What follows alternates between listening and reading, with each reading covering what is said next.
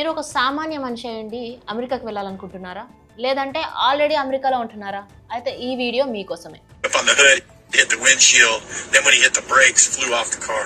But she is dead. No, it's a regular person. Yeah, just write a check. $11,000. She was 26 anyway. She had limited value. అయితే ఇలా ఎందుకన్నానంటే కర్నూలుకి చెందిన మన తెలుగు అమ్మాయి జహన్నవి. తన వయసు సుమారు 23 ఉంటుంది. అయితే 2023లో తను సియాటల్కి వెళ్ళింది. అయితే సియాటల్ రోడ్ క్రాస్ చేస్తున్న సమయంలో కొన్ని పాట్రోలింగ్ కార్స్ వచ్చి తనని ఢీకొట్టాయి. తను అక్కడికక్కడే చనిపోయింది. అయితే అక్కడి సియాటల్ పోలీసులు ఈ ఇన్సిడెంట్ జరిగిన తర్వాత తనకి $11,000 ఇస్తే సరిపోతుంది, అంతకంటే ఇంకేం చేస్తాం, సామాన్య మనిషే కదా అన్నట్టు అని నవ్వారంట.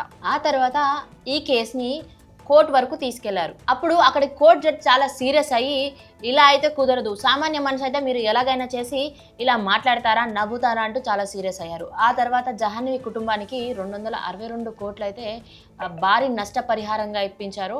అయినా ఎన్ని డబ్బులు ఇస్తే మాత్రం ఆ కుటుంబం కోల్పోయిన మనిషిని తిరిగి తెస్తుంది.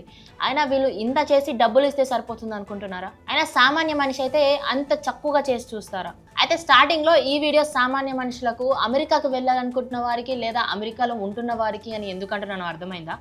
అందుకే ఇప్పుడైనా సరే మీరు ఇండియా నుండి అమెరికాకు వెళ్తున్నప్పుడు ఒకసారి ఆలోచించండి. ఎందుకంటే అక్కడి వాళ్ళు ఇక్కడ నుండి వెళ్తున్న వాళ్ళని చాలా హీనంగా చూస్తారు, వాళ్ళు చాలా తక్కువగా చేసి చూస్తూ ఉంటారు. సో ఎప్పటికప్పుడు మీ జాగ్రత్తలో మీరు ఉంటూ ఉండండి. అండ్ మోర్ ఓవర్ ఇండియాలో కూడా ఇప్పుడు ఎన్నో ఆపర్చునిటీస్ అయితే మనకు కనిపిస్తున్నాయి.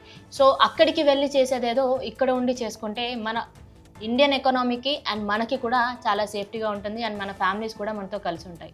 ఈ వీడియో ఎంతైతే అంతవరకు అందరికీ షేర్ చేయండి. ఎందుకంటే మన అవేర్నెస్ అండ్ మన సేఫ్టీ కోసం ఇది చాలా హెల్ప్ఫుల్ అవుతుంది.